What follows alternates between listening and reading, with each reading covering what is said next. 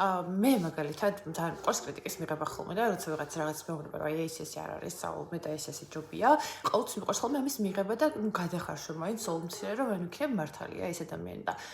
რეალურად იმ წელს შეხება დაგეთახმებით რომ არასწორი ქართულებს საუბრობ იმედია არა მაგრამ რაც შეხება 4 ტერმინების გამოყენებას კი ნამდვილად ასეა და აი მინიმალურად დავემართეს ასეთ რაღაცები მაგრამ ნუ მაინც მემართება ხოლმე და ხანდახან რაღაც ტერმინებს ჩაურთავ ხოლმე განსაკუთრებით მაშინ, როდესაც ან ცოტა ემოციურ ტალღაზე ვარ და აი რაღაცა სიქოსე შეჭრილი ვარ ემოციებში თუ რაღაც. ჩემს ეს ყველაფერი არის ნორმალური და აი ასაკის მეტებასთან ერთადაც აი რა იდრო განმავლობაში ეს ყველაფერი რაღაცა უფრო და უფრო იკლებს. მაგრამ აი თქვენ ეს მაინტერესებს ეს რამდენად არის საფრთხის შემცველი თვითონ ეინისთვის, ანუ გულწრფელად ვსვამ ამ კითხვას სრულიად, იმიტომ რომ თუ ეს ყველაფერი დაკავშირებული იმასთან რომ ანუ დროებით მე რაღაც ჟარგონს გამოვიყენებ